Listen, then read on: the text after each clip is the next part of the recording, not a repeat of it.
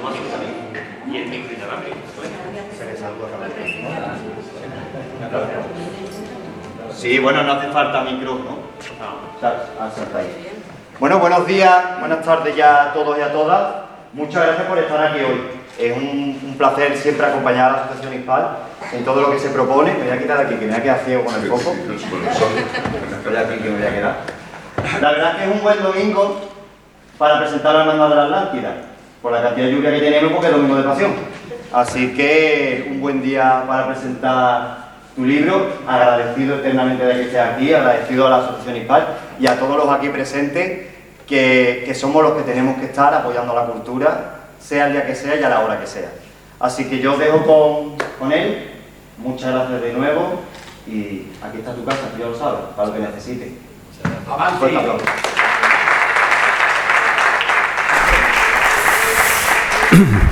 Bueno, pues nada, en primer lugar, muy buenos días a todos, a todas.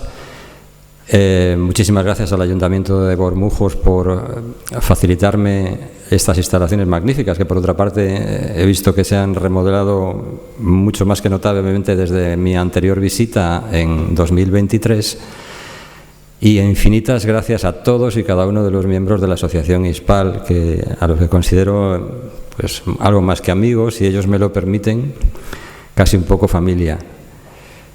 Yo estaba en Sevilla, como hace año y medio, estaba en el Rocío, urdiendo entonces buena parte de la trama de la Hermandad de la Atlántica. Y ahora estaba en Sevilla porque estoy urdiendo otra historia sobre un sevillano que espero que algún día pues pueda ver la luz, pero no os voy a decir de quién se trata ni de qué va la historia, porque no soy andaluz, pero soy supersticioso y a lo mejor resulta que luego no sale. Bueno, no voy a hablar de la Atlántida como un ensayo. Esta no es una obra científica, no es un libro de no ficción, es una novela, es un libro de ficción, y de lo que voy a hablaros es de cómo, en este caso yo, un novelista va a tejer una historia en la que la Atlántida juega un papel estelar, pero que cuando la leéis os daréis cuenta, realmente es una reflexión sobre la reencarnación y sobre el amor y sobre la historia. De eso va la Hermandad de la Atlántida. Antes comentaba yo con Michelle, que ha tenido la amabilidad de regalarme este libro que os recomiendo, La Atlántida, el Imperio Calcolítico, donde hacen una reflexión profunda desde el punto de vista académico de dónde pudo estar ubicada la Atlántida. Le comentaba que para mí, y en esta novela así sucede, la Atlántida es un referente colectivo, es una especie de Edén, una especie de Jardín de las Hespérides, la Edad de Oro. Además de que puede ser en el futuro tal vez una espléndida realidad histórica y arqueológica. Pero es esta novela, como otras muchas mías, una reflexión, como he dicho, sobre el tiempo, sobre la manera en que es el tema que más me preocupa a mí. Si os fijáis, todos mis libros giran alrededor del tiempo. Historias que suceden en un tiempo, pero que afectan a otras personas en el tiempo presente. Inmortal era un ejemplo, pero hay otros muchos. A través de una novela podemos penetrar en otra historia, a través del cine, a través de donde las tramas se van tejiendo y gira toda la novela a propósito de eso, del tiempo, que es lo que a mí me... Y creo, fíjate, o fijaros, ¿no? Eso que llaman el misterio, que bueno, a mí me hace mucha gracia, tanto el misterio como los misteriosos. Yo trato el misterio de una manera diferente, por decirlo de algún modo, pero si reflexionáis, el tiempo es probablemente uno de los mayores enigmas que tal vez daría respuesta, si fuéramos capaces de dominarlos o juzgarlo o vulnerarlo, a otras muchas cosas que se plantean dentro de esa caja, de ese cajón desastre que llaman misterio. ¿Por qué? Bueno, a ver, espera a ver si acierto ya esto, que no veo. A ver si... no. Ahí está. Imaginaos que yo pudiera, no, cualquiera de nosotros, pero me pongo en primera persona, pudiera viajar al pasado para matar a Hitler, para que Hitler no desencadenara los acontecimientos que provocaron la Segunda Guerra Mundial y la muerte de 60 millones de personas. Yo viajo en el tiempo, mato a Hitler, no suceden esas cosas, pero si no suceden esas cosas, no tiene sentido que yo vaya a viajar en el tiempo para matar a Hitler.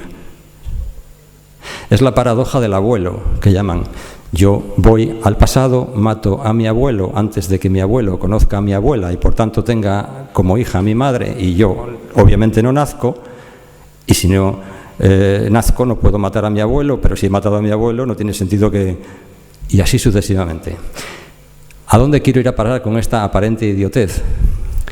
Pues a que tenemos una concepción del tiempo lineal, especialmente en la cultura occidental y especialmente en el mundo cristiano. Hay una creación, el tiempo se desarrolla a lo largo de una línea recta porque vamos a llegar al final de los tiempos a un apocalipsis y al juicio final. Esa es la concepción del tiempo occidental y del mundo cristiano. Pero no es una concepción del tiempo universal. En otras culturas el tiempo es cíclico. Hay una rueda que gira, desaparecen las civilizaciones, desaparecen las personas.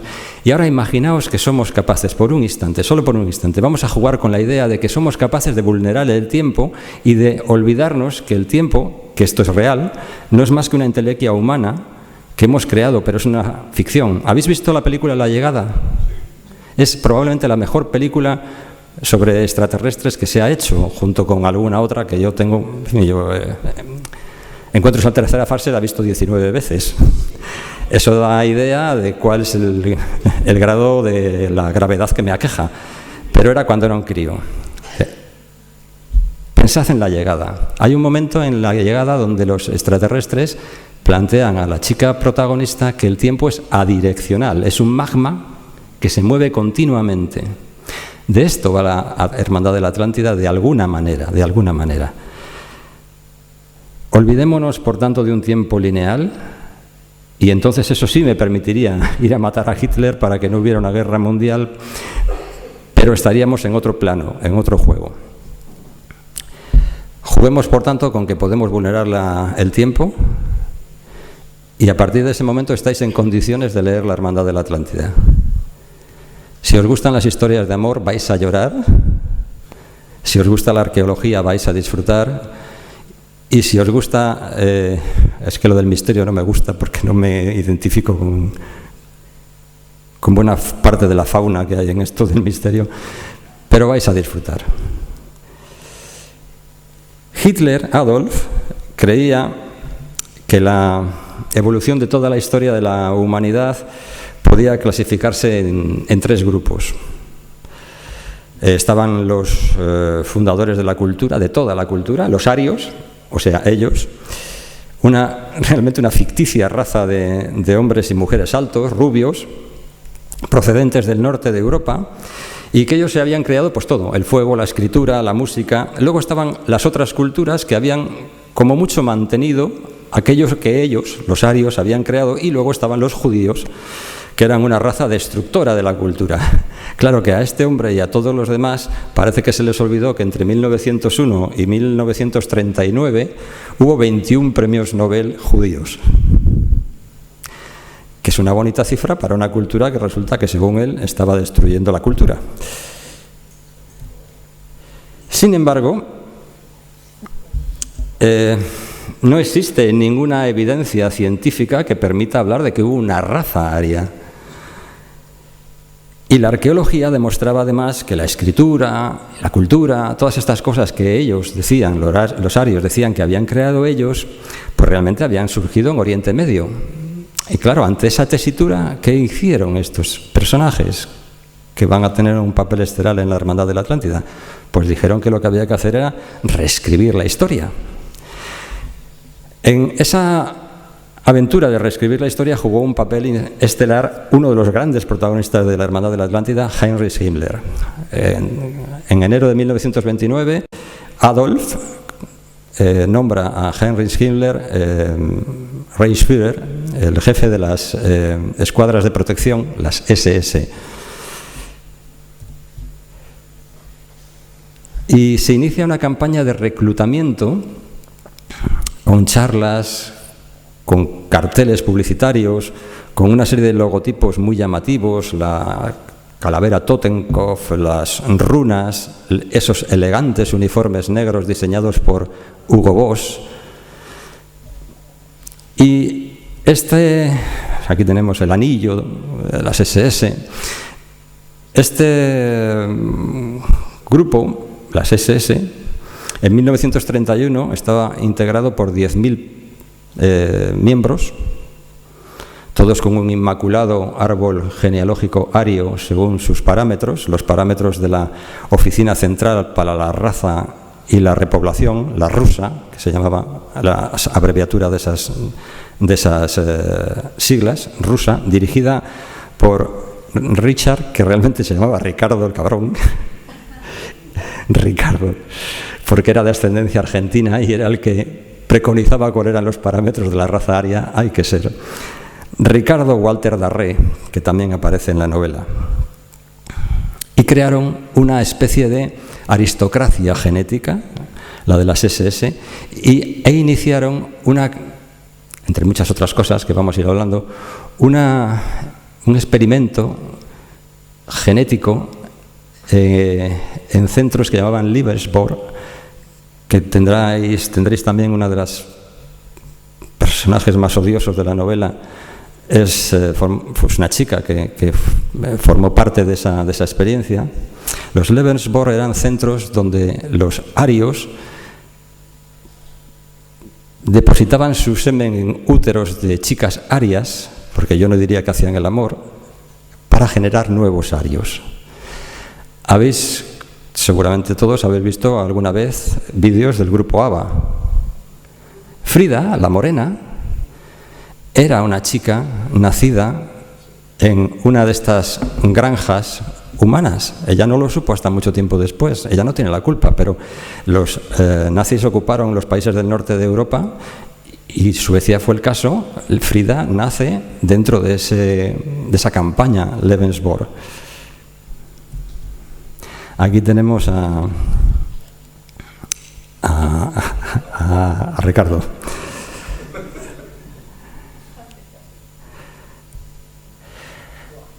Heinrich Himmler creía que era la reencarnación, y aparece por vez primera en esta charla el concepto de reencarnación, creía que era la reencarnación de Enrique I, al que llamaron el pajarero por su afición a cazar pájaros.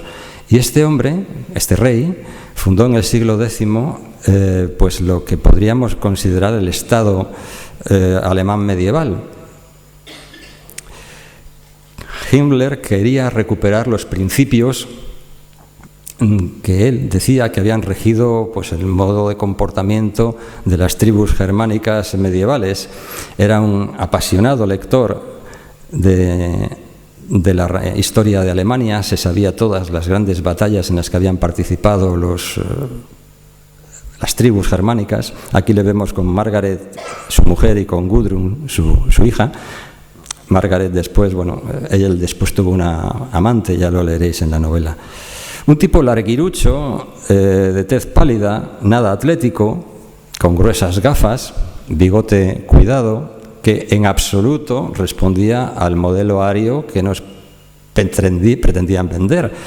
En cierta ocasión alguien le reprochó eso. Bueno, pues justamente tú, no parece que seas un ario de libro. Y él dijo: no soy físicamente ario, pero tengo un cerebro ario. Fue el impulsor de ese modelo cultural del que estoy hablando y que es una de las tramas centrales de la novela. Contó con un ideólogo, Karl Maria Billigut. Fue uno de los grandes magos al servicio de las SS, al servicio del movimiento nazi. Este hombre, que estaba literalmente loco, y cuando digo que estaba literalmente loco es que lo estuvo ingresado en un hospital psiquiátrico en Salzburgo, entre otras muchas cosas por maltratar a su propia familia. Este hombre sabía todo lo que había que saber de esoterismo y de historia nazi.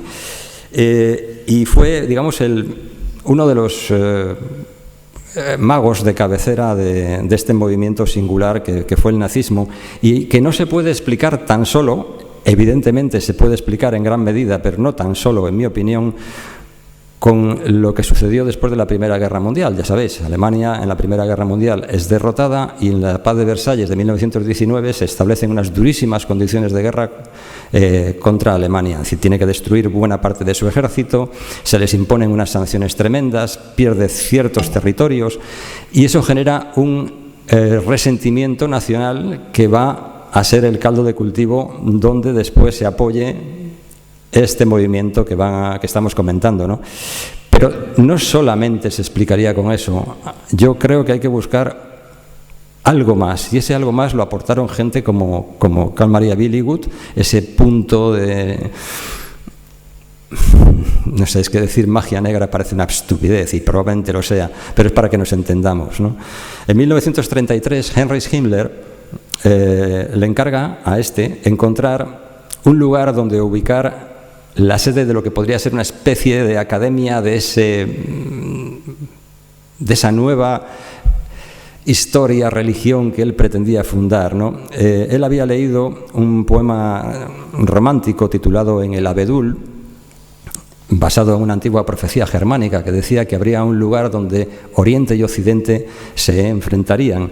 Y un día aparece Carl Maria Billigud en el despacho de Himmler cargado con libros, con mapas, y le dice: ha encontrado este lugar. Este lugar es un antiguo castillo Wewelsburg, que era una fortaleza medio derruida del siglo XVIII y no lejos del lugar donde un antiguo líder germáneo había derrotado a las legiones romanas, Arminius. Había derrotado a las legiones romanas cerca de Wewelsburg.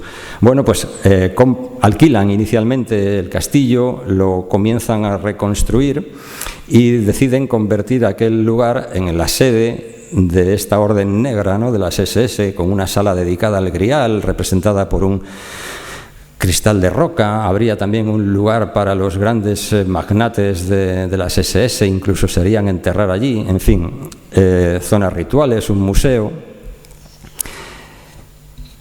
Creían estos ser herederos de los antiguos atlantes y, según su creencia, pues cuando la Atlántida desaparece, no todos los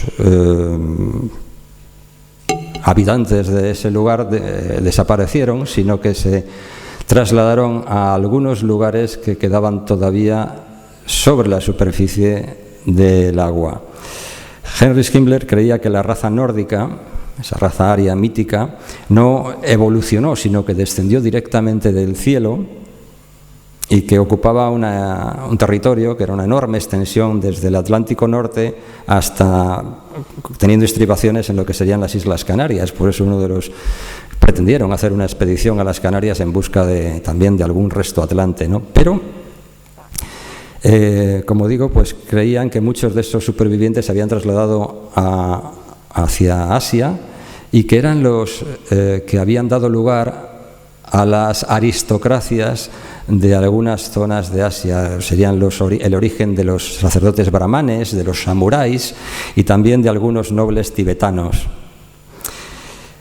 Para buscar algún argumento científico, entre comillas, a semejante patochada, pues contaron con algunos personajes como este ingeniero austriaco, Hans Horbiger, que llegó a decir que pues la Tierra era una especie de gigantesca máquina de vapor, llena de vapor de agua y de hidrógeno, que había tenido 6 satélites y que esos satélites habían desaparecido, pero el impacto de uno de ellos había provocado la desaparición de ese lugar mítico, ¿no?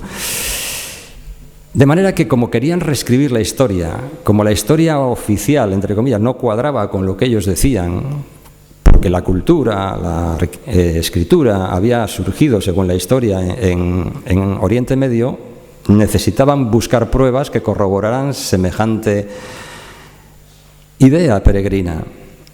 Y crearon, en 1935, un instituto multidisciplinar que era la Sociedad para el Estudio de la Herencia Ancestral, la Agnenerve. Un día, en 1935, recreo en la novela este encuentro, Heinrich Himmler llamó a su despacho a una serie de personajes que son en gran medida, como digo, personajes de la novela. Walter Darré como representante de la rusa, Wolfram Sievers, personaje estelar en la novela, que era etnógrafo especialista en teoría racial, y Hermann Wirth, que entonces era un prestigioso prehistoriador. Estos tres, más propio Himmler, llevan a cabo la creación de la Ahnenerbe. El objetivo pues era buscar los orígenes de la raza aria y corroborar que realmente aquella raza aria mítica había sido la creadora de la cultura. Un instituto multidisciplinar donde había médicos, había arqueólogos, había lingüistas. Inicialmente este fue el origen, luego fueron algunos de los médicos de la Ahnenerbe los que pusieron en marcha la solución final contra los judíos, como también iréis viendo en la novela, ¿no? Este era el símbolo de la Ahnenerbe. Y es que el 90% de lo que vais a leer en la Hermandad de la Atlántida es dolorosamente real. ¿Sí? Que yo he ficcionado realmente poco. Aunque pueda parecer que lo que estoy contando o lo que vais a leer es producto de la ficción, realmente y desgraciadamente no es así. De hecho, de los personajes nazis que aparecen solo hay uno que es inventado, pero que está inspirado en... Bueno, hay dos inventados y los dos están inspirados en personajes reales. Todos los demás existieron y las demás cosas que menciono, desde una colección de cráneos judíos a otras muchas cosas, fueron reales. Como lo fue la búsqueda de la Atlántida, que no me inventó nada, o casi nada. Trataban, por tanto, de buscar los restos de esa raza superior. Heinrich Himmler sería el superintendente, Hermann Wirth el presidente y Wolfram Sievers el director general de la Ahnenerbe. La primera sede la tuvieron aquí, en el número 29 de Bundesstraße, en una de las calles más antiguas de Berlín. Ocupaba un edificio de 2 plantas que habían, como ellos llamaban, arianizado, hay que tener cara, es decir, simplemente que se lo quitaron, a un magnate judío, Rudolf Herz. Solo eran 7 personas al principio en la Ahnenerbe, cuando empezaron en esta sede. Wirth, que tenía, este era el arqueólogo, tenía 55 años, era un tipo pequeñito, de unos 60, rubio, con ojos azules. Creía haber descubierto una escritura sagrada inventada por una civilización que él situaba pues eso, en la Atlántida, en los arios. Pensaba que descifrando esa escritura pues podía solucionar el misterio del origen ario, que ayudaría a crear también esa historia y esa nueva religión que anhelaban crear, porque claro, para ellos el cristianismo era una religión incómoda, dado que primero era de origen judío, y eso pues ya era la primera de las incomodidades, y la segunda de las incomodidades era el hecho de que, bueno, pues esta, al menos a teórica idea de los cristianos de la igualdad entre los hombres y de la caridad con los débiles, pues era evidentemente otra incomodidad para una idea en la que ellos sostenían que los arios eran superiores a todas las demás razas, ¿no? Ese sistema de escritura que este tipo había creído encontrar, pues les invitó a realizar una serie de expediciones de las que ahora os voy a hablar. La segunda de las sedes, como veréis aquí, ya cuando en 1939 tienen más de 100 trabajadores, la Ahnenerbe se traslada al número 19 de Puckelstraße, una residencia del barrio de Dahlem, en Berlín. Tenían 3 grandes edificios. Uno era la sede donde vivía la familia de Sievers, Wolfram Sievers, que también se describe en la novela. Luego tenían un enorme edificio con esta es la casa de Sievers. Luego tenían un edificio muy grande con laboratorios, con biblioteca. En fin, todo esto son fotografías de la Ahnenerbe de verdad, es decir, la que existió. Tenían también talleres para los escultores, los fotógrafos, en fin. En 1938 ya había absorbido la Ahnenerbe al Departamento de Excavaciones de las SS, y había un arqueólogo que era el director de esa institución, y en mi novela cambia de nombre y se va a convertir en uno de los protagonistas estelares. Ese personaje de ficción es Werner Müller, pero está inspirado, como he dicho, en un personaje real. Para entonces, para el 39, recuerden, en el 35 se crea, y ahora ya estamos en el 39, ya tienen mucho más músculo económico, han absorbido distintos elementos de las SS y del gobierno nazi, y también cambia el presidente de la AGNNRB. Ya no es Wirth, el pequeñito que hemos visto antes, sino que eligen a otro, Wurth, se parece, pero aquí vemos a Sievers. Walter Wurth era un especialista en literatura y lengua oriental. Él creía que en los Vedas, en los textos Vedas, se encontrarían respuestas a muchas de las cosas que les preocupaban a los nazis. E inician una serie de expediciones, por ejemplo, a Suecia. En Suecia, Wirth descubre más de 5.000 grabados rupestres, donde se representan aparentemente batallas, hay animales, parecen también como barcos, en fin, eran unos restos arqueológicos que se habían datado como propios de la Edad del Bronce, pero él dice que no, que aquello era mucho más antiguo, que había que remontarlo a 12.000 años antes de nuestra era, y que eran restos que evidenciaban la presencia de arios atlantes en aquella zona. Sacaron moldes de los relieves y luego los montaban sobre marcos de madera. Algunos de esos moldes pesaban como 100 kilos. Los trasladaron, muchos de ellos, a la propia sede de la ANNRB y adornaban las paredes de la ANNRB, ¿no? Otra de las expediciones que hizo la SS fue a Finlandia. Aquí en la fotografía, ese chico joven que veis es Irjo von den Kronen, que era un joven finlandés de las SS y se dedicó a estudiar los rituales de brujería de la región de Karelia, que es una región de Finlandia. Pretendían descubrir el origen de los finlandeses y también de la lengua finesa, que era una incógnita. Creían que tal vez fueran de origen aria, ¿no? Otra de los objetivos que tenían esas expediciones era encontrar el martillo de Thor. Crearon la operación. Es que esto parece de chiste, pero es que es real. La operación Martillo de Thor era una convicción que tenía Heinrich Himmler de que si encontraban el martillo del dios nórdico Thor, podrían derrotar a los adversarios de Alemania. De hecho, en los últimos momentos de la Segunda Guerra Mundial, cuando ya parecía que la Segunda Guerra Mundial se iba a tener como consecuencia la derrota de Alemania, él todavía pretendió reavivar la idea de encontrar el martillo de Thor, porque él decía que el martillo era un elemento de poder que generaría una fuerza electromagnética que afectaría a las armas de los enemigos. Que esto es real. Que es real, porque puede parecer una broma, pero no lo fue. Y si fue una broma de muy pésimo gusto, como ya sabéis. Karl Dietrich, que es este hombre que se ve medio velado en la sombra, fue el encargado de elaborar una serie de rituales para esa nueva religión nazi, a propósito de algunas de las cosas que iban descubriendo por ahí. Este fue el que diseñó los uniformes negros que luego fabricó Hugo Boss.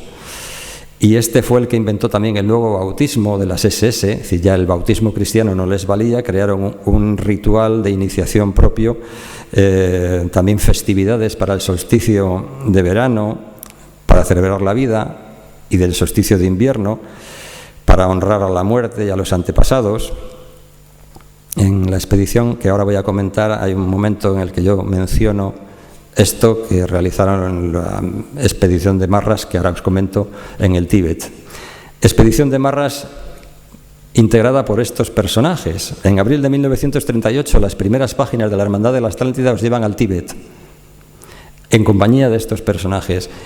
Insisto, y voy a hacerlo una y otra vez, es real. Yo ficciono diálogos, alguna pequeña situación, pero todo lo demás fue cierto. En abril del 38 hubo una expedición alemana al Tíbet dirigida por Ernst Schäfer, bajo los auspicios del Reichsführer y de las SS, con la participación obviamente de la ANNRB. En el 38 parten, después de una serie de vicisitudes y problemas administrativos, nuestros nazis, estos 5 que veis aquí, llegan finalmente al Potala, la residencia del Dalai Lama. Entonces, de ahora os voy a hablar del Dalai Lama. Ernst Schäfer, este hombre, era el director de la expedición, era un zoólogo que tenía 24 años en aquel momento.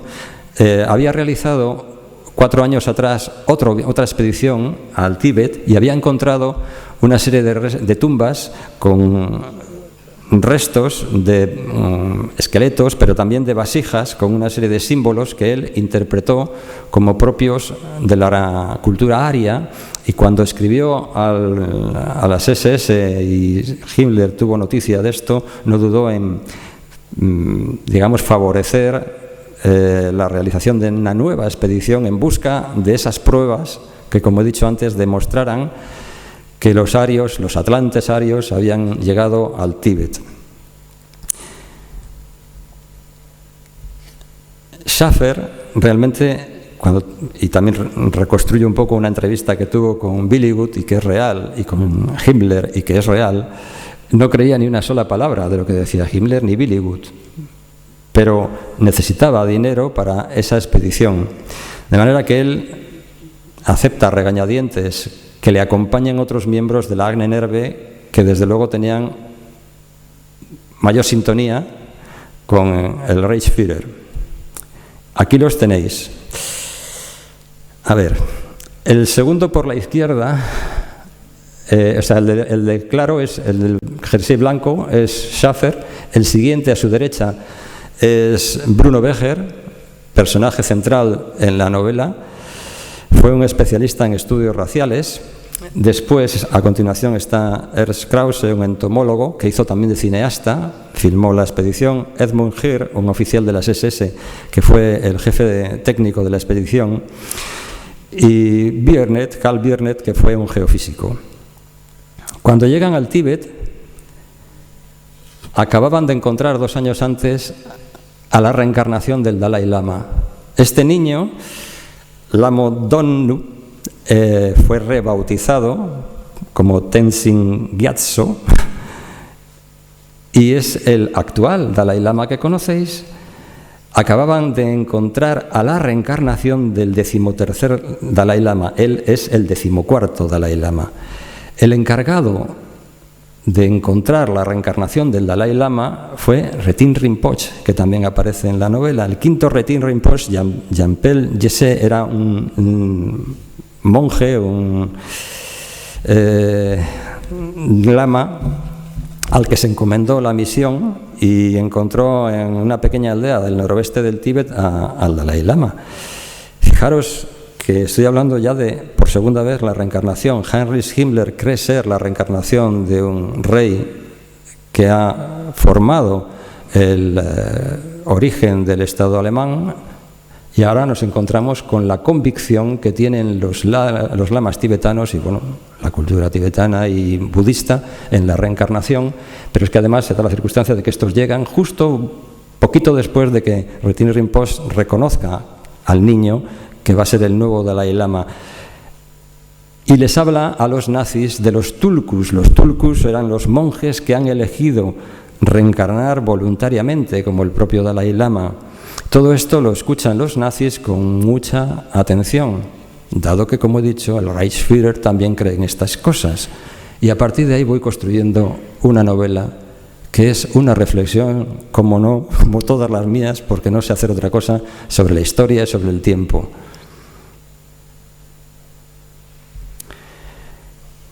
Aquí tenemos a Bruno Becher haciendo los estudios raciales, que son fotos reales, que es que esto pasó en el Tíbet, buscando los rasgos físicos en habitantes de aquella zona que pudieran cuadrar con lo que ellos creían que eran los parámetros raciales del Reich, de los arios.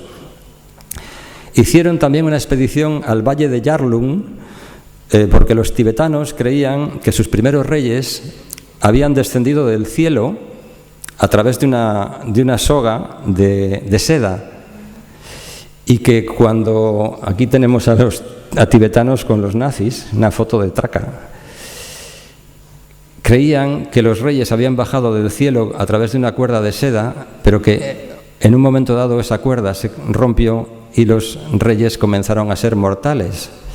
Y fueron los nazis en busca de los restos de la fortaleza de Jumbulangang en este valle de Yarlung. Aquí tenemos otra fotografía de la expedición alemana en el Tíbet, buscando atlantes arios, ¿no?, en estas estribaciones de los Himalaya. Pero la inminencia de la Segunda Guerra Mundial les hace regresar en el verano del 39 a Alemania, también lo leeréis con detalle en la novela, y les recibe Heinrich Himmler como héroes en el aeropuerto de Múnich el 4 de agosto del 39.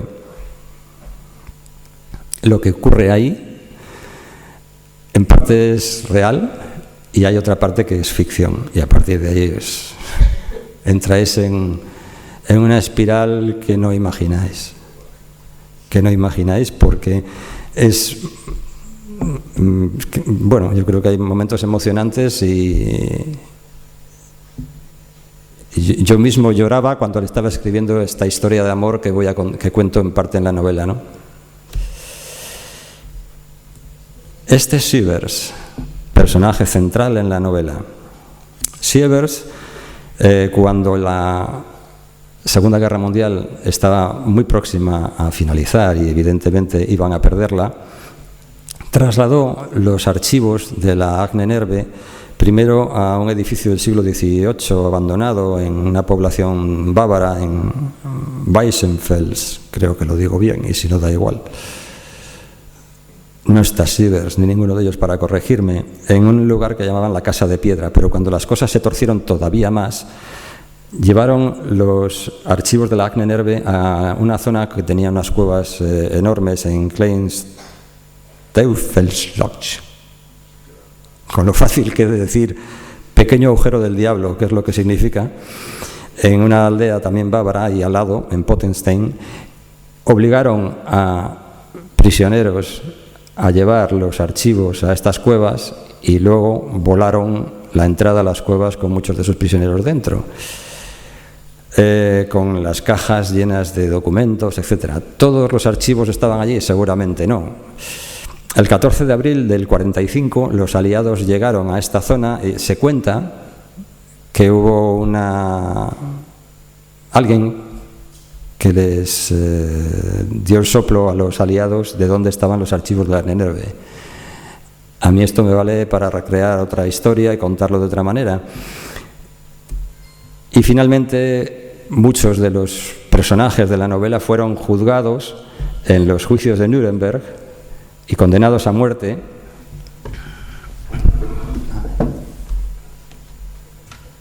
No se le ve casi. Este de aquí es Wolfram Sievers. Este que os he dicho que fue el director general de la Ahnenerbe. Wolfram Sievers, la última cabeza de allá abajo, fue uno de los doctores y científicos juzgados y condenados a muerte en los juicios de Nuremberg. El 21 de agosto del 47. Pero no, Bruno Beger, el especialista racial, sorprendentemente como otros muchos, no fue condenado a muerte, y en las primeras páginas de la novela le vais a ver a punto de ser juzgado por segunda vez, después de haber sido exonerado inicialmente, juzgado por segunda vez en 1970. Uno de los personajes centrales de mi novela se entrevista con él poco antes de que sea juzgado, y finalmente tampoco le condenaron, curiosamente. Toda esta trama que os he contado se desarrolla muy lejos de España, y diréis, bueno, ¿y? Sí, es verdad, guarda relación con la Atlántida. ¿Y qué tiene que ver con nosotros? Porque este hombre nos ha convocado aquí. ¿Y qué tiene que ver con el suroeste de la península ibérica? Porque hay un personaje de ficción, hay una historia, como os he dicho, de amor, y hay una historia de arqueología también, que vincula a España con estos personajes. Pero no solamente por eso, sino porque hubo nazis en España. Y esto es real, otra vez es real, que también aparecen en la novela y que van a ser el nexo de unión de toda esta locura que se desarrolló en Europa con cosas que sucedieron en España. Porque España sí fue neutral, entre comillas, en la Segunda Guerra Mundial, pero la presencia nazi en España fue muy importante. Joseph Hans Lazar era el agregado de prensa de la embajada. Hay unas fiestas factuosas que hacía este paisano y su mujer en Madrid, que se recrean también en la novela. El gigantón que ves ahí era Hans Townsend, representante del partido nazi en España. Paul Winzer, el jefe de la Gestapo en Madrid, este tipo, que era un hombre siniestro y que realmente daba miedo, diseñó un campo de concentración en Miranda de Ebro, que juega un papel muy importante en esta novela. Un campo de concentración que funcionó entre el 37 y el 47, otra de las vergüenzas de esta historia nuestra, en la que hubo pues miles de personas que fueron concentradas allí por el solo hecho de pensar diferente. Era un solar de 42.000 metros cuadrados, propiedad de Sulfatos de España, sociedad anónima. Aquí están presos, aquí estará preso uno de los personajes de mi novela. Y muchas de estas personas fueron literalmente ejecutadas en este campo de concentración porque se jugaba con la idea de dejar las puertas abiertas para que intentaran huir y después los mataban cuando intentaban huir. Todo esto es real, dolorosamente real, pero si además lo mezcláis con una historia de amor, pues es terriblemente más doloroso. Y el entronque todavía mayor entre una cosa y otra nos lo proporciona en la novela Julio Martínez Santaolalla, que no es un personaje de ficción, que es un personaje que existió y que fue el responsable de las excavaciones en el Departamento de Excavaciones en el gobierno de Franco, que era un arqueólogo falangista. Uno de sus hermanos fue ejecutado por los republicanos, él estuvo preso, consiguió escapar. Toda esta trama que se recrea es realmente en un 70% real, en este concreto caso, y un 30% de ficción. Y este hombre retoma, bueno, aquí le tenéis con el Reis. Este hombre creía en la arianización de los españoles a partir de la llegada de los celtas a España. Él había estudiado en Alemania, tenía unas excelentes y magníficas relaciones con la Agne Nerve, hablaba alemán, y en 1941 se hace cargo de las excavaciones de Castiltierra, unas excavaciones que se estaban llevando a cabo desde los años 30 en una localidad de Segovia, donde se encontró una gigantesca necrópolis visigoda. Y aquí yo sí que ficciono una cosa, ¿no? Imaginaos que algún día se encontrase la piedra de Rosetta que demostrara que, imagínate, pues Michel, ¿no?, que anda por ahí, gente que ha estudiado la Atlántida, ¿no?, y que aquí tenéis, bueno, habéis tenido hace poco, y luego la mencionaré, a Ana María Vázquez Ois, la posibilidad de una escritura lineal que demostrara la existencia de una cultura perdida. Y de igual manera que se encontró una piedra de Rosetta con 3 modelos de escritura que permitió la solución al enigma de los jeroglíficos, se encontrase en un lugar muy distinto y por una puñetera casualidad la piedra de Rosetta en un texto escrito en latín, en griego y en un sistema lineal desconocido. Y eso me lo invento. Y a partir de ahí se genera una trama muy interesante. Y esto sucede en Castiltierra, en estas excavaciones, donde es cierto que los nazis y la Agne Nerve estuvo presente y se llevó para Berlín restos arqueológicos y nunca los devolvieron. En 1941, Heinrich Himmler visita España para preparar la entrevista que Hitler iba a tener con Franco, en Hendaya. Y durante su visita, aquí tenemos a Himmler llegando a Madrid. Detrás de él, del abrigo negro, es el cuñadísimo, Serrano Suñer, el cuñado de Franco. Lo reciben en honor de multitudes. El arqueólogo que mencionaba antes, Julio Martínez Santaolalla, intenta que él, Himmler, vaya a visitar esta excavación en Castiltierra. Parece ser que por razones de agenda no pudo ser. Fue entonces cuando visitó Toledo, tal vez buscando la Mesa de Salomón. Más tarde fue a Montserrat buscando restos del Grial. En fin, bueno, todo esto sucedió. Esto forma parte de la historia de España, aunque ahora haya también quien quiera reescribirla, contando lo que no fue, pero lo que fue, fue. Y así llegamos a nuestro amigo Platón.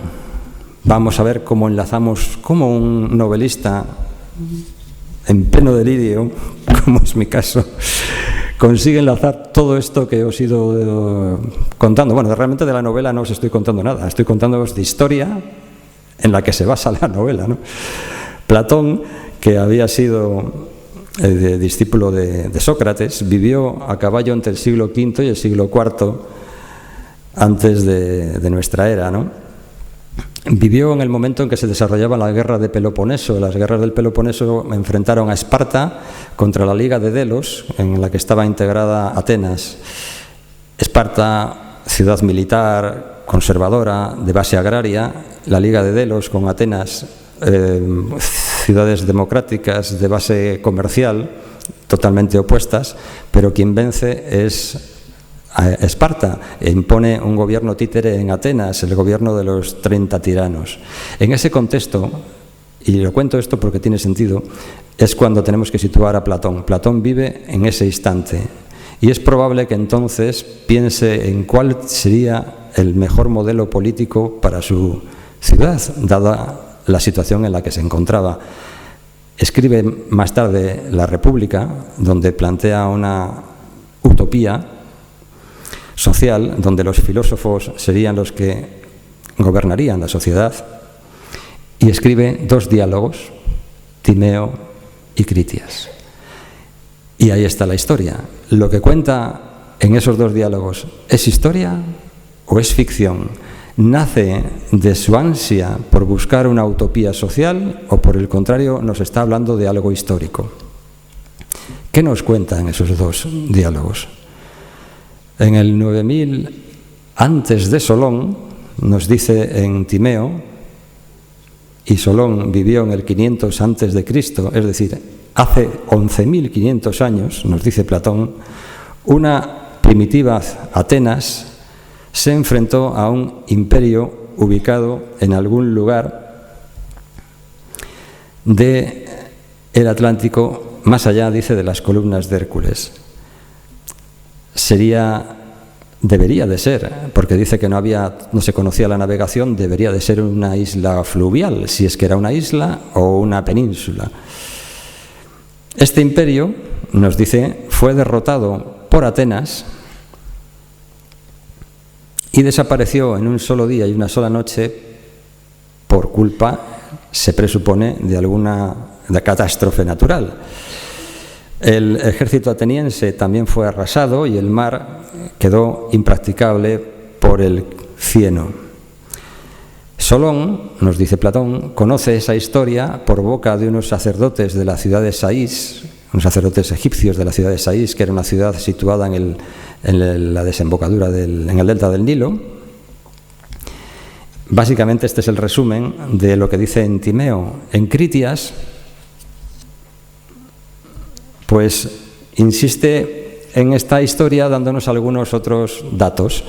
Nos dice que en un tiempo remoto el dios Poseidón llegó a un lugar llamado así Atlántida, bueno, no se llamaba así, perdón, a un lugar en el que, y todavía se desconocía, como he dicho, la navegación, por tanto debía ser una isla fluvial, se entendemos, en donde en una montaña vivía Evendor y su esposa Leucipe, y tenían una hija, Clito, con la que el dios Poseidón va a mantener una relación. Tendrán 5 parejas de gemelos varones y entonces se constituye por parte de esos herederos una suerte de federación de reinos en la que el primogénito, Atlas, se hará cargo del gobierno de la, podemos llamar, capital, Atlantis, y del territorio que la circunda. Se hace referencia a que diseña un sistema defensivo de anillos de tierra 2 y de mar 3, y que tenían una enorme riqueza mineral, que conocían un mineral llamado oricalco, que no se sabe todavía con certeza si era una aleación o era un tipo de cobre distinto, en fin, hay todo tipo de especulaciones, pero que no es el caso, porque, insisto, esta es una novela. Yo os estoy diciendo algunos datos sueltos sobre los cuales yo he ficcionado. Hablaba de que tenían un ejército de 1.200.000 hombres, 200.000 naves, que cada 5 o 6 años, alternativamente, los distintos reyes de la Atlántida se daban cita, se reunían en el templo dedicado a Poseidón, que allí debatían, establecían las leyes, y esto sí es interesante para mi novela. Había una columna donde estaban grabadas las leyes, por tanto, si estaban grabadas, presumimos que conocían la escritura. Por eso yo juego con esta historia. Cazaban y sacrificaban a un toro en esas historias, ¿no? En fin, el diálogo se interrumpe abruptamente cuando Zeus decide acabar con la civilización atlante porque, digamos, que se han desviado de la ética que hasta ese momento había presidido su vida. Claro, ¿cuál es el problema de toda esta historia? Para empezar, no existe ninguna constancia histórica que permita asegurar que hubo en algún momento una civilización semejante hace 11.500 años, que es aparentemente desde el punto de vista histórico, una barbaridad. No, lo siguiente. Por eso se cuestiona si realmente este es un relato histórico o es una ficción de Platón a propósito de esa circunstancia política en la que él nace y vive, que busca digamos, un modelo político ideal.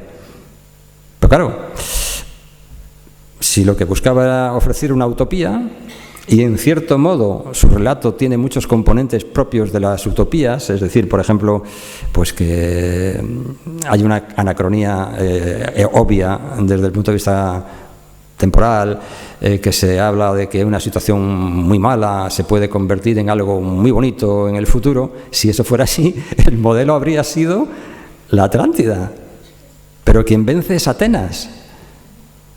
Una Atenas primitiva que hace 11.500 años no existía. Por tanto, tenemos un problema histórico obvio. No hay ningún argumento arqueológico a día de hoy, ni de ninguna otra índole, más allá de estos relatos, que permita asegurar que hubo una civilización como esta. Pero, al mismo tiempo, si os fijáis, bueno, estas son recreaciones, en fin. Si os fijáis, cuando a vez que mencionamos la Atlántida, y algunas personas que han venido para que les firmara el libro me lo decían, ay, a mí es que el tema de la Atlántida, es que hay algo, y eso lo decía antes a Mitchell, ¿no? Hay una suerte de, no lo sé, algo es como que pulsas un elemento culturalmente compartido por todos, un tiempo perdido. Pero hay un detalle interesante, porque en Critias, que se habla de Poseidón y de todo este tiempo remoto del que mencionaba, también hay un momento en el que se menciona la dinastía de los Cecrópidas, que esta hecatombe, circunstancia adversa para la Atlántida, se produce en ese momento. Y claro, ahí sí que nos encontramos en un referente temporal distinto, porque la dinastía de los Cecrópidas, según la tradición griega, hay que situarla en torno al 1500 a.C., es decir, muchísimo más acá en el tiempo. Y eso tiene cierto sentido para lo que después os voy a comentar. Bueno, aquí tenemos lo que yo os decía antes, ¿no? Es decir, si el modelo que este hombre nos plantea es un modelo utópico, lo lógico es que la utopía y el modelo a seguir sería la Atlántida, pero la Atlántida se nos dice que desaparece por completo y que además se ha alejado éticamente de lo que los dioses habían establecido.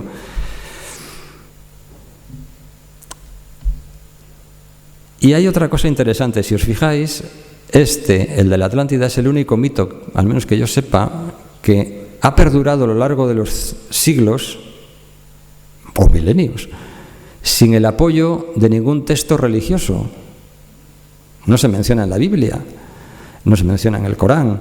Sin el apoyo logístico de un texto religioso, ha perdurado hasta nuestros días, hasta el punto de haber generado un montón de teorías, la mayor parte de ellas absurdas, pero al mismo tiempo ha interesado a personas notablemente preparadas y sigue siendo objeto de debate y de estudio histórico, como antes he mencionado, con este libro, La Atlántida del Imperio Calcolítico, y otras muchas cosas que ahora básicamente voy a mencionar así por encima. Por ejemplo, Ignatius Loyola Donnelly, que publicó a finales del siglo XIX la Atlántida, el mundo antediluviano, él consideraba que la Atlántida había sido pues la base de toda la civilización, que había vivido una enorme isla, creía que el relato platónico era histórico, no una ficción, y que ahí después de que se produce el diluvio, porque él identifica el diluvio universal con el cataclismo que asola a la Atlántida, pues a partir de ahí supervivientes de la Atlántida habrían ido a distintos lugares, serían el origen de los mitos de Noé o de Unapistim, por ejemplo, en Babilonia. Todos esos mitos habrían surgido, según su teoría, a partir de ahí, que la Atlántida habría sido la cuna de todas las civilizaciones, pero olvida, parece ser, este hombre, que en el relato platónico se hace referencia, sí, a la Atlántida, pero también se hace referencia a una Atenas primitiva. Por lo tanto, ya había al menos dos civilizaciones distantes en el tiempo. Y los mitos babilónicos de Unapistim o los bíblicos de Noé son bastante posteriores. Luego tenemos un problema, o lo hemos tenido, con gente, y todavía sigue habiéndola, dentro de justamente eso que llaman mundo del misterio, que han hecho un flaco favor a la Atlántida y a los estudios serios sobre la Atlántida con teorías absurdas, idiotas y peregrinas, que planteaban a la Atlántida como una especie de civilización de ciencia ficción, con naves voladoras y con los atlantes teniendo pues contactos telepáticos. Por ejemplo, Edgar Cayce, un vidente, planteaba esto, o bueno, aquí ya no, perdón, o Madame Blavatsky, ¿no? Es decir, que es que a veces en estas cosas hay que ser un poco prudente y hay que apoyarse en... No un novelista, no es mi caso. Me refiero cuando hacen referencia a cosas de estas y hacen ensayos. Hombre, yo creo que hace falta un poco de rigor histórico. El problema es que escriben de cosas de historia quienes no son historiadores, escriben de ciencia quienes son científicos, y tuvimos la experiencia hace unos años cuando la pandemia que había médicos que no eran médicos, pero que aconsejaban cómo curar la epidemia, ¿no? Yo creo que hay que tener un poco de prudencia y en fin, bueno, me voy a interrumpir aquí. Adolf Schulten, un arqueólogo, este hombre identificó por vez primera a la Atlántida con Tartessos. La cultura tartésica también durante mucho tiempo había sido considerada una ficción, pero hoy en día ya es una espléndida realidad admitida. Él creía que los tartésicos y la Atlántida guardaban una relación, en fin, esa otra de las teorías que se planteó.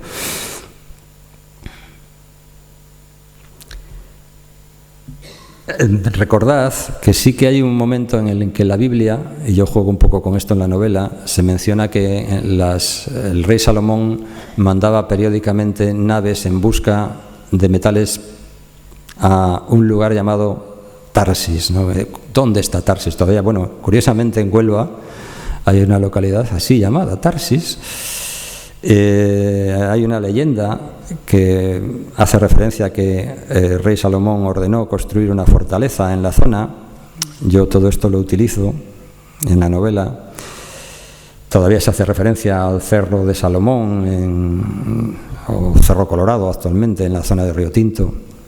Antes yo le comentaba a Michel, y os lo comento a vosotros, podíamos hablar de la Atlántida en Coria del Río, en Sanlúcar de Barrameda, en la Bahía de Cádiz, en Valencina de la Concepción, en las marismas de Hinojos de Doñana. Podríamos hablar de muchas Atlántidas, ¿no? Pero ahora pensad en un novelista, no en un historiador, porque, insisto, este no es un ensayo. Cuando yo me enfrentaba a todo lo que os vengo contando, las ideas de los nazis, la expedición al Tíbet, la idea de la reencarnación, el Dalai Lama, una historia de amor, un arqueólogo español, ¿dónde llevo yo a mis lectores al final? Yo necesitaba buscar un lugar que tuviera que ver con cosas que hoy se dicen sobre la Atlántida, pero que al mismo tiempo, lo mismo que la Atlántida tiene un punto de emoción colectiva, yo necesitaba un lugar que desde ese punto de vista se hermanara con la Atlántida. No es que situara a la Atlántida allí, pero que tuviera que ver con esa emoción colectiva, ¿no? Por eso al final acabamos donde acabamos en la novela, que es en la zona de las marismas próximas al Rocío. Podía ser cualquier otro lugar, sí, pero ese tiene muchísimas cosas emocionalmente poderosas para un novelista. Lo digo para antes de que me apaléis cuando la leáis. Bueno, hoy, hace poco me preguntaban en una entrevista, bueno, pero es que la Atlántida ya hoy en día no es novedad. Antes, al contrario, Rainer Kuhn decía haber encontrado a través de unas imágenes vía satélite en las marismas de Doñana lo que parecían unos círculos concéntricos y estructuras rectangulares que imaginaban tal vez tendría que ver con la Atlántida. El Centro Superior de Investigaciones Científicas en 2005 llevó a cabo el proyecto Hinojos en las marismas de Doñana, buscando lo que podían ser restos de esta supuesta civilización desaparecida. Sí que encontraron evidencias de presencia antrópica, de presencia humana, en una zona que se había presumido que desde la última transgresión oceánica, es decir, un suceso geológico que provoca que el mar ocupe un territorio hacia el interior, pues que pensaban que no había habido ocupación humana, pues sí que la había habido, ya estuvieron buscando. En fin, el geólogo Juan Antonio Morales de la Universidad de Huelva pues también ha hecho referencia a la sucesión de tsunamis que padeció esta zona al sur de la península ibérica pues en 2500 a.C. o en los siglos XI y X a.C. Es decir, todas estas... Ana María Vázquez Ois, que habéis tenido hace poco aquí, pues en Las golondrinas de Tartesos recuerda o plantea la posibilidad de que hubiera habido una escritura, que es un poco con lo que yo juego, una escritura lineal en el sur de la península ibérica antes del cuarto milenio, antes de nuestra era, cuando supuestamente la escritura había surgido en Oriente Próximo, ¿no? Esos restos de escritura que ella ha encontrado, o cree haber encontrado, con signos grabados en un polidor de flechas, también en una navecita procedente de la sepultura de la Zarcita, hacían referencia a eso, a la posibilidad de que hubiera habido una escritura en esta zona de la península ibérica anterior a lo que se había supuesto, anterior a la llegada de los fenicios. Se trataría de una escritura lineal, como he dicho, anterior a los egipcios y también pues desaparecida, como pudo ocurrir, pues por ejemplo, con el lineal B, ¿no? La escritura lineal B que desapareció en su momento. Documentales como este de National Geographic, buscando la Atlántida, hacen referencia a la actualidad de este asunto. Libros, como he citado antes, el de Michel, La Atlántida, el Imperio Calcolítico, o el documental promovido y producido por James Cameron, con la presencia de George Díaz Montesano o todos los investigadores, en fin. Y ahora es cuando yo voy a deciros una serie de cosas, ya voy a hablar un poco más desde el corazón y que me van a hacer tal vez impopular en ciertos sectores, pero bueno, ya cuidaos cada uno. Cuando no sabemos cómo explicar una cosa desde el punto de vista histórico, pues hacemos referencia a la posibilidad de que hemos sido visitados por seres extraterrestres, lo cual yo no niego, pero no puede ser siempre la única explicación a las cosas. Yo vivo muy cerca de aquí, de las cuevas de Altamira, a 5 kilómetros. Si hubo en mi novela La pintora de bisontes rojos, una chamán y otros muchos chamanes con la sensibilidad suficiente para hacer una obra de arte semejante que ha causado emoción a artistas posteriores y eran humanos, ¿por qué coño tenemos que pensar que siempre la explicación a lo que desconocemos no es humana? Hubo una civilización, una cultura magdaleniense, paleolítica, con una sensibilidad extraordinaria no solo para el arte, sino también para la técnica, en piedra, en hueso. Altamira, Lascaux, Les Trois Fers, todas estas cuevas fueron un referente cultural y religioso en su momento. Cuando se produce la última glaciación, justo en el momento en el que Platón sitúa la aparición de la Atlántida, ¿qué fue de ellos? ¿Qué sucede? Que en el Occidente, vamos a centrarnos en España, en la península ibérica. En la península ibérica no hubo nadie que hiciera nada hasta que llegaron los fenicios. Éramos absolutamente tontos. ¿No os habéis parado a pensar que si esto se hizo hace 16.000 años, la gente que después siguió existiendo y se fue viendo obligada a pasar a territorios más al sur por culpa de la glaciación y de la elevación del nivel del agua, tendría que seguir existiendo? ¿Qué fue de ellos? Y si el concepto de Poseidón, como el concepto de Noé, no hay que atribuírselo a una persona, sino a un colectivo. Un colectivo que, empujado por las circunstancias ambientales, desciende de los territorios más altos hacia el sur, y hay una comunión, un encuentro de culturas, ejemplificado en Poseidón y Clito.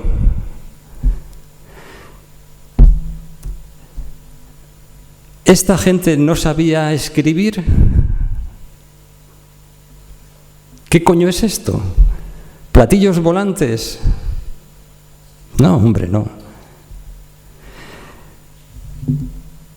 Geneviève Pont-Pessiger, que es una paleoantropóloga, ha estudiado diferentes cuevas del norte de España y de Francia y ha encontrado 32 signos que se repiten en más de 50 cuevas.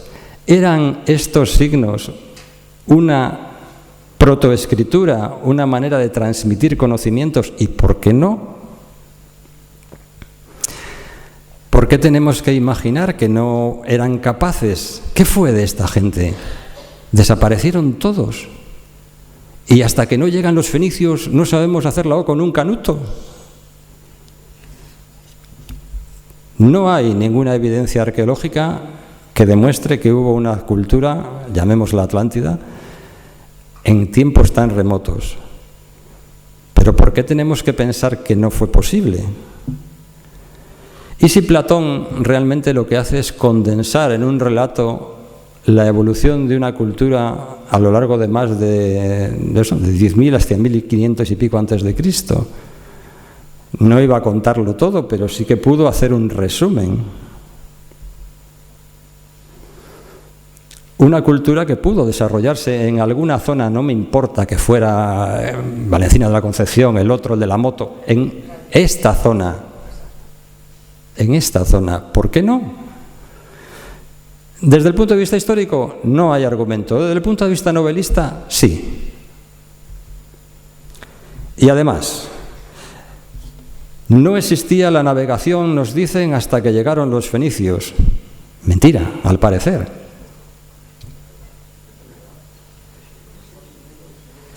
En 2016, en el abrigo rupestre de Laja Alta, en Jimena de la Frontera, en Cádiz, se han encontrado pinturas rupestres donde se representan claramente barcos y del cuarto milenio antes de nuestra era, es decir, antes de la llegada de los fenicios. ¿Y si resulta que aquí no éramos tan tontos?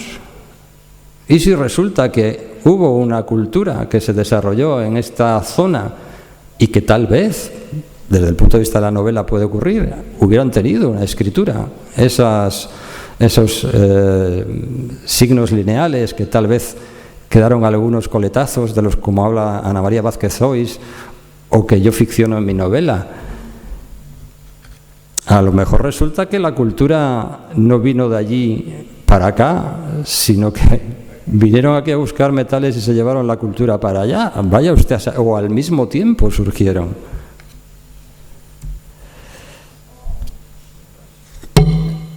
Aquí, desde el suroeste de la península ibérica, se desarrolla un modelo cultural basado en la construcción de enormes piedras, de ahí el megalitos, que se expande desde aquí hacia el norte de Europa, y por eso Karnak y los menhires de Karnak juegan un papel importante en mi novela, porque allí estuvo excavando las SS, esto sí es cierto.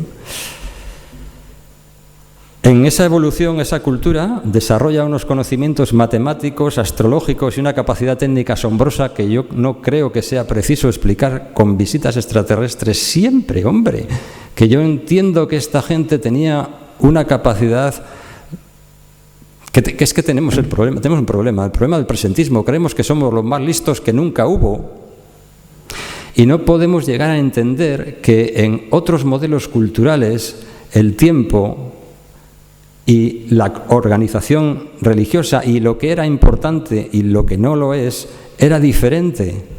A nosotros nos parece que es muy importante ir muy deprisa y en otro tiempo puede que lo importante fuera ir muy despacio. Y esta gente tenía, este es el dolmen de Soto, tenían una capacidad asombrosa. Esto es Stonehenge. Estas fotos las hice yo, un amanecer entre la niebla que no olvidaré en mi vida, con los cuervos ahí. Este modelo cultural brota de aquí, de vuestra zona, en Huelva, Sevilla, luego se extiende por Extremadura, llega hasta el norte de Europa y se extiende desde el siglo VI al siglo II antes de nuestra era. Puede haber sido la última de las grandes aportaciones de aquella cultura perdida. Y cesa cuando cesa esa cultura perdida. Esto es Karnak, que juega un papel muy importante en mi novela. Más de 3.000, que se dice pronto, eran más de 3.000, porque eran una enormidad, deben haber como otros 1.000 todavía perdidos, más de 3.000 menhires de hace más de 6.000 años en 3 zonas arqueológicas: Kermario, Kerlescan y Le Menec y Le Petit Menec. En Kermario son 13 hileras. Estoy hablando de 579 menhires a lo largo de 300 y pico metros. En Kermario 90 hileras de 982 menhires a lo largo de 1 kilómetro y pico. Y en Le Menec 11 hileras de 1.000 y pico menhires a lo largo de casi 1 kilómetro, ¿no? Hay todo tipo de leyendas, explicaciones, lo que queráis. Un santuario astronómico, templos druídicos, celtas. Falso. Cuando los celtas llegaron aquí, ya estaban los menhires de hace la de Dios. Las dataciones de carbono 14 en restos vegetales de ofrendas y la dendrocronología para cosas que estaban sepultadas debajo de la base del menhir, y también de fragmentos de cerámica a través de la termoluminiscencia, nos hacen referencia a eso, a 6.000 y pico antes de Cristo. Se han encontrado. ¿Quién coño los construyó? Coño, pues gente normal. Nosotros. Se han encontrado esqueletos de 11 hombres, 12 mujeres y 13 niños en la isla de Morbihan, que está cerquita de Karnak y que entonces estaba unida a la península, de hace 6.000 años. Eran gente corriente. No volaban, no hacían... eran gente corriente, domesticaban al perro, ahí veis un ejemplo. Tenían bueyes, cazaban jabalíes, focas, también molían cereales porque se han encontrado piedras de amolar, pero el nivel del mar subió y se llevó muchas de estas zonas, ¿no? El megalitismo en Europa, como he dicho antes, se extiende desde el siglo VI hasta 1500 aproximadamente antes de Cristo. Este es un pequeño dolmen que hay también allí en Karnak. Y por eso yo llevo a mis lectores en la novela en busca de estos elementos oblongos, cavados en el suelo, ¿no? Dentro de una fosa en la que previamente pues habían colocado distintos elementos votivos, hachas a veces, útiles de sílex, en fin. Hay también algunas decoraciones en ellos. Y concluyo. ¿Qué hubiera sucedido si realmente Platón hubiera condensado en un texto muy pequeño 10.000 y pico años de historia, ¿no?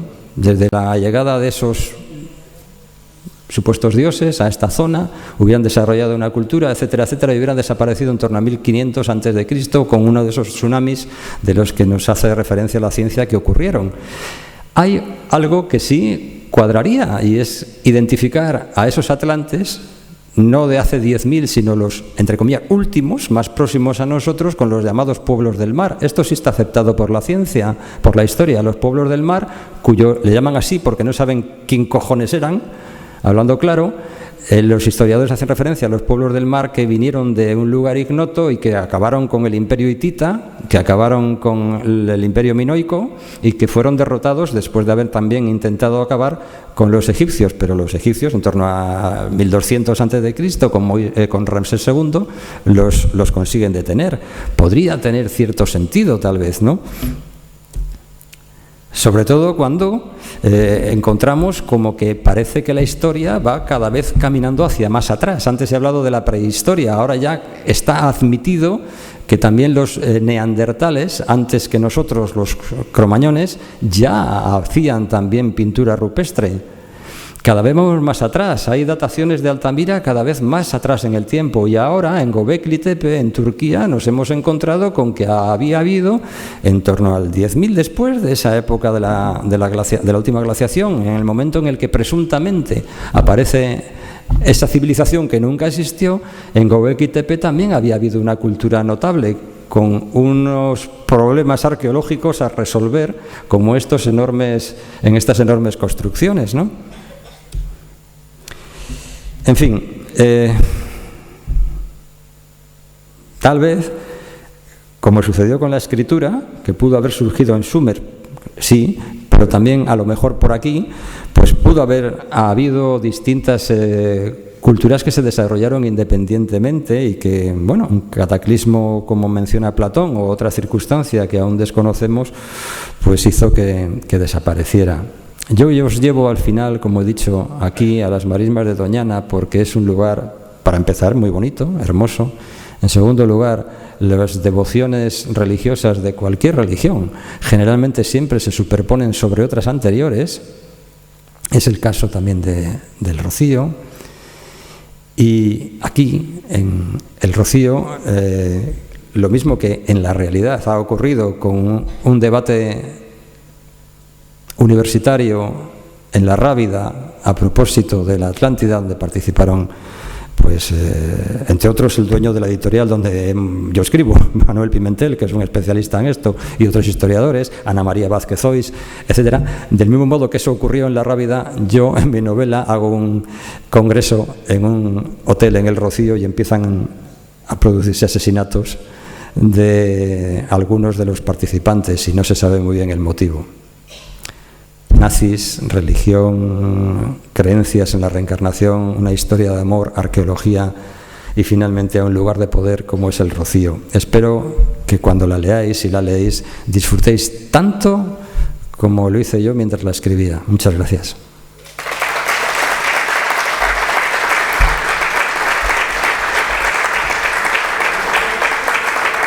Y ahora tenéis dos opciones: si me queréis hacer alguna pregunta, bien, y si me queréis apalear, me quedo quieto para que lo hagáis con comodidad. Si encendemos las luces nos vamos a ver mejor. Y hacemos 10 minutos de preguntas si queréis y ya os dejo en paz. Sí, Antonio. Bueno, no sé.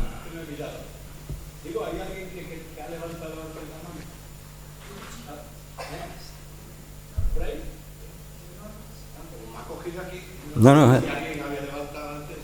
Pregunta. A ver, aquí Pin de Huelva. Gracias. Y bueno, antes que nada quería confesar que aún no he terminado la novela, entre otras cosas porque es la primera vez, cosa curiosa, que estamos compartiendo mi compañera y yo un misma obra. Entonces cada 2 días le toca a ella y cada 2 días ninguno de los dos la hemos terminado. Por lo tanto, la posibilidad de hacer spoiler, ninguna, porque aún no la hemos terminado. Pero sí es curioso que quería plantearte algo, Mariano, en relación a lo que apuntábamos al principio de tu presentación. a ver, yo en esa, digamos, retórica que vienes manteniendo, ya no solo con tu obra, sí, gracias. Decía, pues, que esa forma que concibes, ¿no?, de no lineal, y que quizá las cosas siempre han sido un poco más cíclicas, ¿no?, y no como nos han hecho creer, ¿no?, lineal y tal. Es curioso cómo conjugas, ¿no?, de una forma muy tuya, en esta obra en particular, distintos lugares, distintos personajes y distintas épocas. Incluso las vas entremezclando, no lineal, sino cíclicamente, como dicen, ¿no? Y yo, bueno, esto es curioso, pero más que una pregunta es una reflexión, ¿no?, en el ánimo de provocar en ti alguna respuesta. Entonces, esto me ha pasado a mí quizás más o siempre en el plano cinematográfico, de empatizar con los malos, entre comillas, ¿vale? Entonces, es curioso cómo a mí me gustaría saber cómo consigues, cómo eres capaz, cómo tienes la capacidad de lograr, de conseguir que los lectores lleguemos a simpatizar con los malos. En tu obra, efectivamente, a simpatizar con los nazis, ¿no? Cuando es la primera vez fuera de lo cinematográfico que en una novela, incluso en tus libros, que reconozco que soy más de ensayos que de novelas, pero como nos las estamos compartiendo al mismo tiempo, estamos, mi mujer y yo, un poco alucinando en el sentido de que llegas a conseguir, en nuestro caso lo has conseguido, que lleguemos, que logremos empatizar con los nazis. Eso a mí nunca me ha pasado con ningún otro autor. Y en fin, esa era un poco más que una pregunta, una reflexión. Hombre, gracias, Antonio. Gracias a ti y enhorabuena por semejante obra. Gracias. Hombre, ha quedado claro en mi novela en mi exposición, que yo he considerado, sin ningún género de dudas, la filosofía nazi como una ficción, y que desgraciadamente se cobró la vida de millones de personas. Ahora bien, en el fondo todos tenemos algo de bueno y algo de malo, ¿no?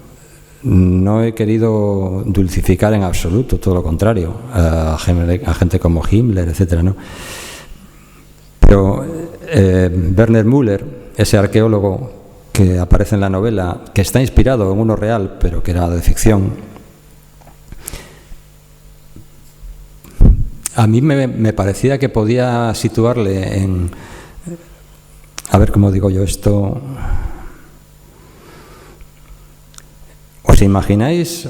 Voy a hacer la reflexión al revés. ¿Os imagináis que os enamoráis de quien no debéis? ¿Qué es lo que le pasa a él? No una vez, sino dos. Una de las escenas más bonitas que yo escribí en esa novela, y que cuando la escribía yo mismo me estaba emocionando y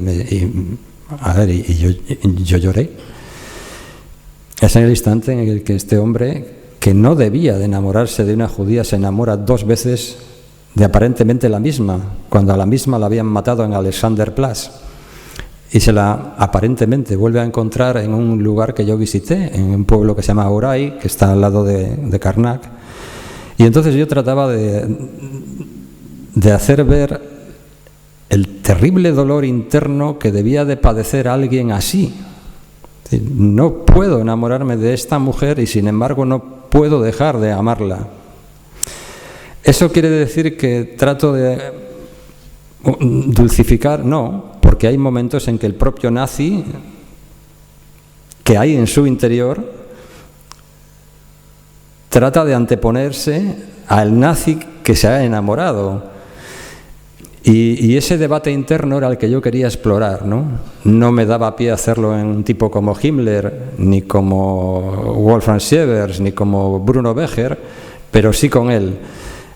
Porque me parecía, primero, un ejercicio desde el punto de vista de la literatura difícil, y segundo lugar, porque me parece que en algún momento, de hecho hay... Y en la novela se menciona los Mischlinger, que llaman, es decir, esos judíos mezclados con nazis. Fíjate tú qué contradicción, las debieron pasar canutas para creer ellos mismos en lo que ellos mismos estaban diciendo, porque había muchos nazis que tenían relaciones con judías y había niños y niñas Mischlinger, que llamaban, mezclados. Entonces, todo esto era una cosa muy interesante, ¿no? De explorar. En fin, lo lamentable de todo esto es que estas ideas están reverdeciendo por toda Europa, y yo quiero aprovechar también la oportunidad para denunciar y lamentar la capacidad que tiene el género humano para olvidar la historia y la absoluta facilidad que tiene para repetirla, ¿no? Y espero que no se repita del todo. Y lo más interesante, la capacidad que tiene el perseguido para convertirse en perseguidor. Porque hoy en día el gueto de Cracovia está en Gaza. Fíjate cómo es el ser humano. Gracias, Mariano.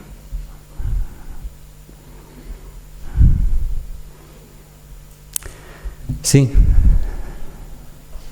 allí al fondo.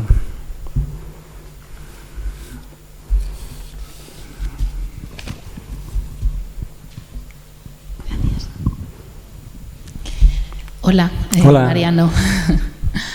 Bueno, he llegado un poquito tarde a la conferencia y no sé lo mismo si has hablado de esto, pero bueno, por conexión quizá entre ellas, quería preguntarte si tú crees en la existencia de la Lemuria, de lo que conocemos como la Lemuria, y si esta civilización supuesta tiene algún tipo de relación con la Atlántida. Es que esto no va de creer o no. Pues yo puedo creer en... Desde el punto de vista de un historiador no tiene ningún sentido hablar ni de eso ni de la Atlántida. Por eso he escrito una novela. Y dejo la investigación histórica para los que se dedican a estudiar este tipo de continentes o civilizaciones perdidas. En el caso de Lemuria, pues volvemos a lo mismo. Yo no tengo argumentos para sostener que hubo una civilización o cultura o continente y que se desapareció en el Pacífico. No lo sé, no tengo ni idea. Lo que yo sí creo es que hay, seguramente, y de hecho, insisto, aquí sí que hay evidencias, ¿no? Göbekli Tepe, las dataciones de arte parietal rupestre en distintas cuevas, nos están empujando hacia atrás la historia, es decir, que hubo cosas anteriores a lo que creíamos que era el origen de las cosas, valga la redundancia. Entonces, que alguna vez, en algún momento, se encuentre algo que desconocíamos me parece perfectamente posible. Es más, ha habido a lo largo de la historia ejemplos espléndidos y clamorosos donde un sueño se convertía en una realidad histórica. Henry Schliemann encontró Troya, la ciudad de Troya. Hasta aquel momento era simplemente una ficción nacida de la pluma de un hombre llamado Homero, al que tampoco conocemos con certeza.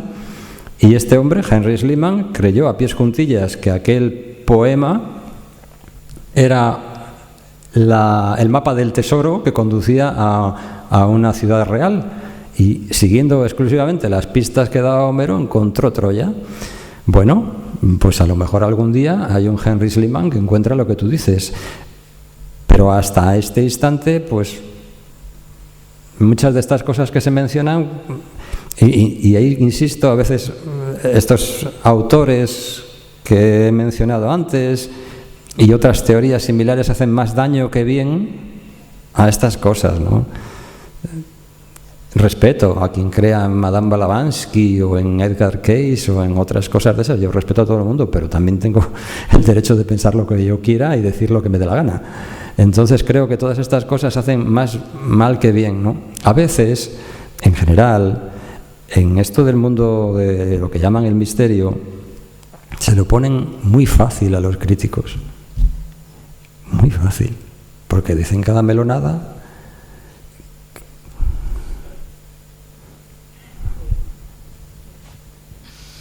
Muchas gracias. Vale, gracias a ti.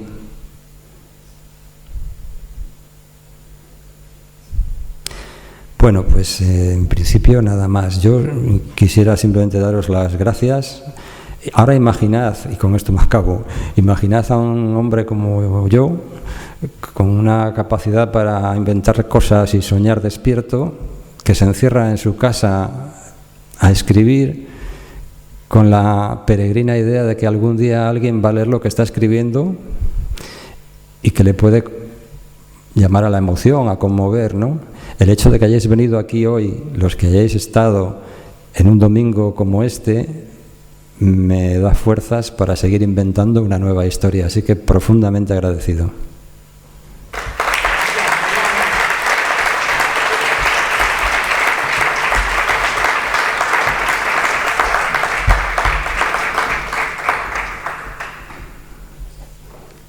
Podéis ir en paz. Es la hora, ¿no? Más o menos. Ah.